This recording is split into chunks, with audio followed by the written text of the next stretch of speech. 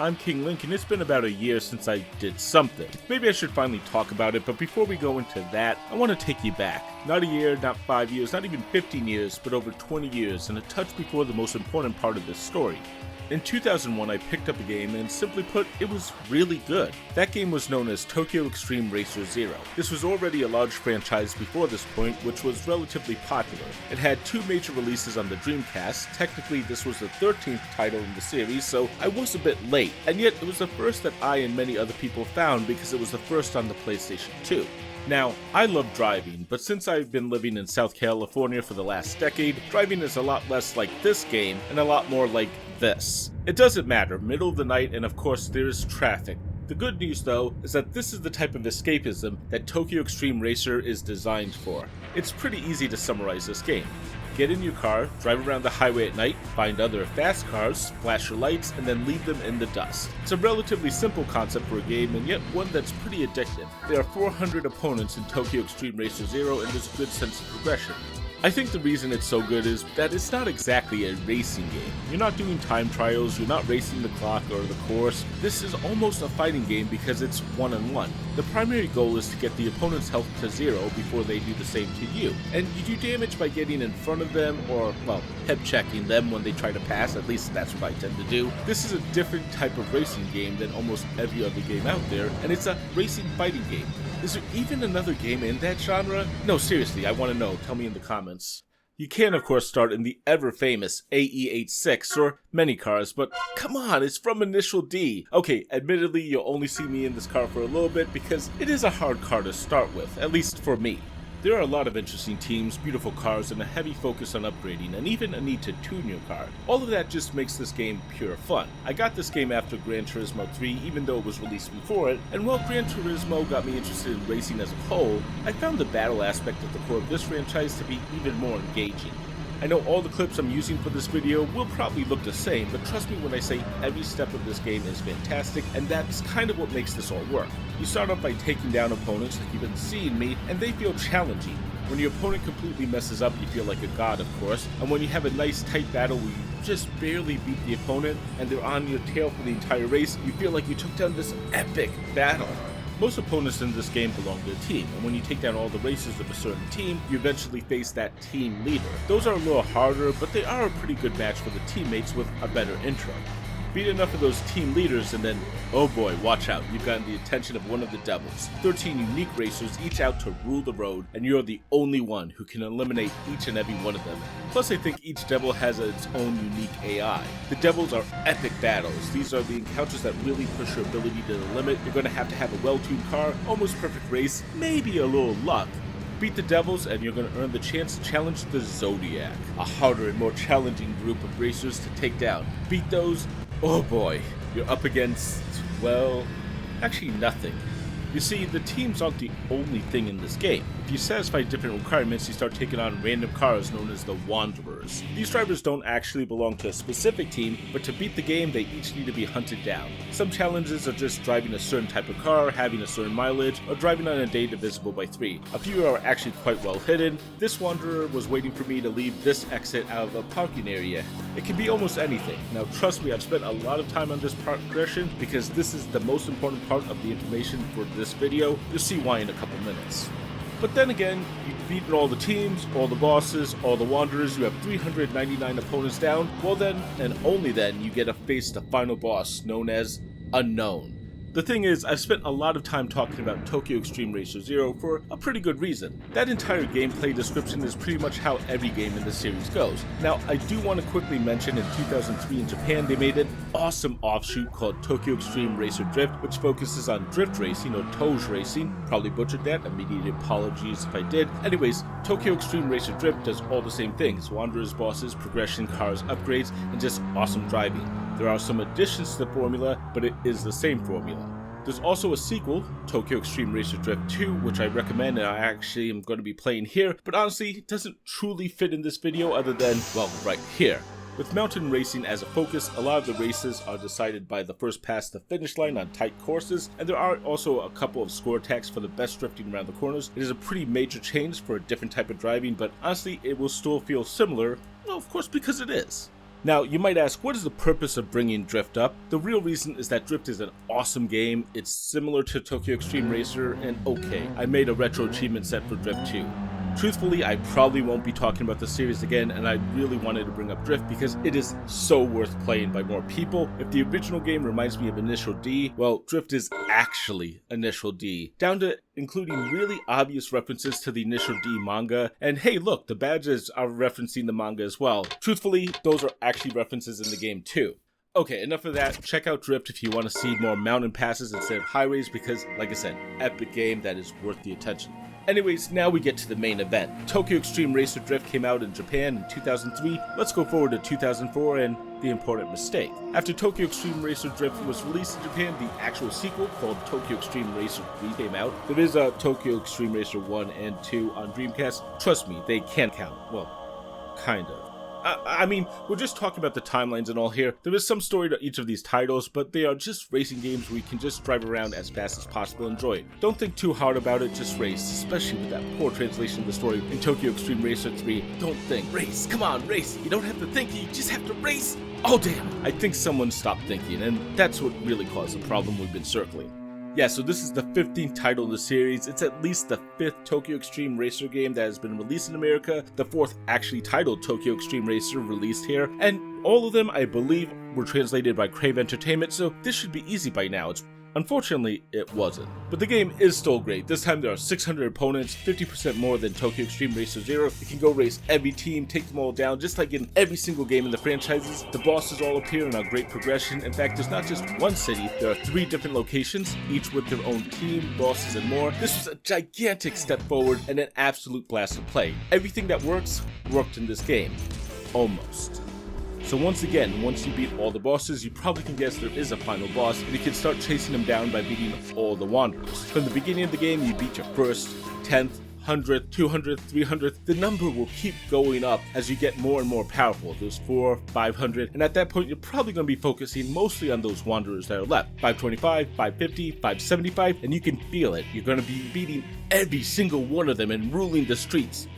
590, 595, it's happening! 597! And that's it. 597. Well, okay, there is a rumor out there that if you have enough money, you can find one more. But you pretty much would have to save every dollar you can earn to face Exotic Butterfly, which requires $20 million. Quite a high number, and saving that much means you can't buy almost any other car, or you just have to grind like crazy at the end, but that's fine. Let's scrimp and save, grind matches, and eventually you get 598. And again, you're stuck.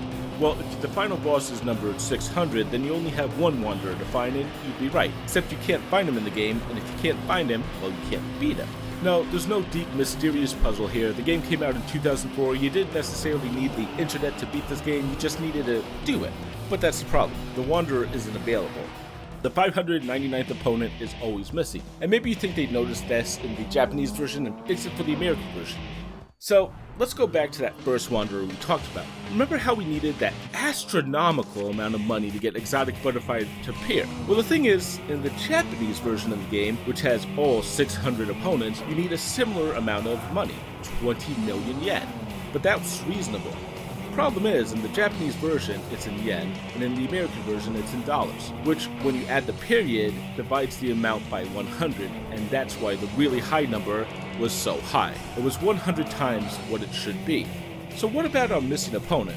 In the Japanese version, you'll unlock him by having 100 million yen. That's only 5 times as much as the last Wanderer, so we just have to earn even more. Let's grind it out. And now, after this win, I shall have $100 million. Damn it. Yeah, in the American version, there's actually a cap on the money, and that cap is $10 short. And thus we come to the problem. Now most of you know what has happened, you've seen it on the screen, but in case you don't understand, $1 is roughly equivalent to 100 yen. The easiest way that almost everyone uses is to convert the money between the two. Just move that decimal place over by 2. It's simple, and that's what they did. But they forgot to move it over for everyone. Sort of. This was 2004, and as much as I love this title, I and everyone else who bought a broken game. And it has a reputation as a broken game for the last 20 years as well, at least it did in 2023. But I actually got this weird idea to work on achievements for this game for retro achievement. Yeah, shameless self-promotion again, but trust me, this one is actually important. So I had just done the achievement set for Tokyo Xtreme Racer 0, and they were simple and fun and enjoyable. It's a simple set you should try. But the question is, would anyone ever tackle Tokyo Xtreme Racer 3? It was a broken game after all, and literally that's the question that was asked. And I forgot exactly why, but I decided to see how similar Tokyo Xtreme Racer 3's memory was to 0, and it was pretty similar. But the bug bothered me. It should be easy to find, right? Now, just a warning, we are going to go into some nerdy stuff here. I'll try to keep it relatively short and high level, but it is programming time. If you don't care, jump to the time on the screen, we'll get back to the gameplay and actually the future of the series. So, when talking about the memory for games, there's really two major things that happen. The game will write information to an address and then read that memory later on, so when it needs to do an operation such as buying a car, it can load the memory, make sure that there's enough RAM to afford the car, subtract the cost of the car, and then write that memory back to RAM. We have one more feature I feel like we have to introduce, and that is the hero of the story. On PCSX2 emulator, there is a debugger, and this is actually what made all the difference. So debuggers will show you the assembly for a game. A debugger will also allow you to place breakpoints, but this debugger actually has a better feature where it allows you to look at memory and place a breakpoint on a memory address. So, from what we know from before, this is the RAM address of the cache. Yeah, I grabbed it from my notes on retro achievements. All we need to do is put a breakpoint on that and see what happens when we load into game. It gets hit. But that's about it. Now I'm going to heavily simplify a lot of this process, but there is one interesting twist. The memory address for the cache in the main game is transferred into a unique memory address when you go into the game. You can find it by watching it change each time you beat an opponent, and the location that we're looking at is the in-game location. As we load into the game, the front-end cache is written to the new address, and then the game reads from that same address twice. Like the number of wanderers who would need to look at our cache. So the assumption is we're thinking about the map and drivers and deciding if an opponent should appear. That decision is probably made as you load into a level where the read occurs. This is actually the only time that value is read on loading. So let's go back with our $200,000, which should be the correct amount for Exotic Butterfly. We load back in, and because the memory is read here, and then below we'll see a complicated bit of math, just quickly explaining this in the shortest way possible. We could spend an hour-long lecture on this line alone, but a specific value is loaded into the B0 register, multiplied against the money in the V1 register at this point. That puts the values into the high-low register. Later, the high register is loaded back to the V0, heavily abridged, but that's what's happened. With the value in V0, there is an SLR instruction that's going to be our most important, and that is a bit shift to the right. The most important thing to know, though, is division is not really good on processors. It's slow, like 24 times as slow as most math, and most processors like integers, not floats. And while the PS2 does have a floating point processor, it's still really slow using that. Instead, in this version, it's using a multiplication and then a bit shift, which in this case becomes a specialized version of division. But we do have a bit shift to the right by D, which is actually the hex of 13, unlucky 13. That's technically a division of 8,192. Sorry for the technicality here, but this is the important piece. Instead of dividing this value by 8,192, we want to reduce that by 128, which is 2 to the 7th power. And the reason for that value is it's the closest power of 2 that is over 100, which was our target when we were talking about yen conversion. So we do simple math, 13 minus 7 is 6, our new value. Now, we've already modified this value that was bashed into V0 in this patch as well, and honestly, I don't remember exactly why I chose that number, but you'll see it's working as expected. We'll leave that there for someone else to puzzle out because it's been 12 months. I did have a reason, though. Probably some crazy algebraic math that I didn't save and can't reproduce. That's worrying, but whatever, it's close. So, while I've been blathering on, you've seen the 200,000 used with the original formula and the new formula. The new formula leaves that value about 100 times higher, which is exactly what is needed. So let's try this out again when we have $1 million. We'll just jump into the game and see who pops up.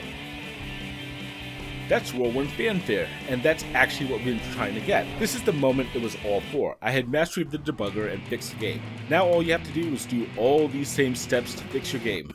Yeah, that's not a suitable solution. So, skipping ahead, I made a patch for the PCSX2 and built an X-Delta patch as well for the game. I'll avoid taking you through that painful process. If you're looking for that patch though, there are two ways you can grab it. You've seen me looking at a file in GitHub that's actually part of the PCSX2 patches, which any player in PCSX2 can grab. It's a fast and easy way to fix your game. You can see it right here. Load up your legal copy of Tokyo Xtreme Racer 3 and then just enable the patch you want, single click and restart the game and you have fixed the bug. The other approach is I uploaded the patch to ROM hacking just to look cool and uploaded the patch to RA patches so it could be linked on Retro Achievements, and that's done. Now anyone can download that patch and apply it. Better yet, you can apply it and burn the ISO to DVD and play it on a legit PS2 if it reads burnt DVDs. At least I assume you can. That's one step farther than I've tried, but that's exactly what the patch is meant to do. And that means, for the first time in 20 years, Tokyo Xtreme Racer 3 can be completed with no need for a cheat device, and honestly, that is pretty cool. It does either require emulation or a modified PS2 to read the game, but that's pretty major. Yet, I wanted to end this section about Tokyo Xtreme Racer 3 on a very positive note. Tokyo Xtreme Racer 3 and really the entire series plays very similarly, but let's talk about one major difference that Tokyo Xtreme Racer 3 has. That's the ability to do multi-car challenges. Even our old friend, Rolling Guy number 1, is no longer a weakling. He'll even call in his number 2. Poop joke. And you're racing 2 opponents at once. This doesn't happen on every team leader, but it is very cool when it does, and there's actually a couple other things that this game does that are epic moments that I'll let you discover. And that's where I was going to leave it. Last year I made this change. I kept saying I wanted to talk a bit about this, and honestly I don't know if I truly got the right mix of technical depth in the actual issue and interesting facts about the game. I actually cut that technical description down a lot, so imagine what it originally was. But I really wanted to share a little of the nerdier side of this issue in my life with everyone. But this was the end of the story. You see, last year I uploaded the patch, I uploaded the achievement set, and honestly I said goodbye to this series. However, a couple months later, there was a bit of news. Tokyo Xtreme Racer is coming back. At least it was coming back at the time. This video is actually being released on a very special day, January 23rd, 2025, and that day is important because Tokyo Xtreme Racer has returned, and yes, this is me playing the new Tokyo Xtreme Racer. First, an extreme level of thanks to Genki. I actually got a press box for this. I don't know if I truly am worthy or deserve that, but thank you for recognizing me. It means the world, and in case anyone is worried, that's the only thing that has been exchanged between us, as well as a promise not to show anything until the release date, thus today. And yes, I broke my one rule for not asking for press copies, but I hope you understand why. Now, I will mention that this is early access still, and admittedly, it does feel a little bit early in some ways, but this is the most excited I've been for a game in a very long time. Also, I'll throw out that this is running on my old GeForce 2070, not even a Super or anything, and the performance is excellent from what I've seen. I'm running on medium settings, probably high would also get close to 60. It's honestly not something I was expecting. This game is very well made. I've spent a lot of time playing this and racing. You'll have to choose a car from the first 3. Of course, I've chosen the AE86. If there's nothing else you've learned from this video other than a lot about Tokyo Xtreme Racer, you now know I love Initial D. The game itself, though, has 216 opponents so far. I'm hoping we'll see a lot more, of course. I've heard nothing about the roadmap or future. I had my fingers crossed on a few things. Honestly, I would love to see Osaka or Nagoya again, but even if this is what we'll have, I'm having an absolute blast playing this. Admittedly, there is some stuff that had me worried when I first booted up the game. You might see levels in this footage for different characters, but that's just information that the fans would learn by challenging the opponents that are too hard for them, basically where they are in the pecking order. There are a little more open world aspects of discovering entrances and exits before you can start using them, but after a couple of hours, all of this is complete. Now, I'm not going to say anything about the story directly, but there is more characterization, including in-game hints on how to meet different wanderers. Hope they don't mix up the currency again. There is one based on currency already. Also, I am working on grinding a bit because technically I bought the wrong second car. Oops. Contact is a little more punishing in this game. Personally, I've actually spun out at least 3 times. Basically, that aggressive driving that I always use has to be toned down a bit, which, okay, I hear the message. And we've talked about fighting game mechanics earlier. They're still here. You actually get bonuses for different attacks, at least so far. The first and the reversal attack that I've seen, there's a little more middle ground, so you need a little more distance to start damaging the opponent, which is honestly a huge improvement because I didn't really love the constant chip damage when you're close, and if you're right on someone's tail and waiting to pass, you should be taking damage. And I did mention that this is a little rougher than I might have been hoping. If you haven't noticed, there's a few text issues, untranslated options, issues with the font being used, especially apostrophes looking wrong because there's a space after them. I know, very petty stuff, but honestly, I've had one minor crash, and that was not able to be reproduced, and the game autosaves, and the autosave. That's something the series has always been missing. I'm so glad. Like I said though, the performance is really good, even on older hardware, and the gameplay is just as pure and refined as it was decades ago. There's actually a lot of games that I feel like I'm making, releases that aren't fully needed or made worse, and this isn't one of them. For the longest time I adored those PS2 games, the 360 version called Import Tuner Challenge, and while this game is similar like every single game in the series, there are clear improvements, new enemies, new cars, and there's a different progression system where you have to earn battle points to upgrade pieces. It all works in a similar manner, and honestly that made me happy. And again, this is early access, so things of course can change. Personally, I was always worried about dark patterns like microtransactions or FOMO, and if I do ever see them, I will call that out. And even just bad gameplay in general, but what actually is in this game is the distilled vintage of a game that's been fermented for 18 years in a cask in some cellar in Japan, rather than a swill beer that's trotted out every year for you to buy. Though Tokyo Xtreme Racer, though, is exactly what I was hoping it would deliver. A graphically enhanced game that still remembers how to be a Tokyo Xtreme Racer game.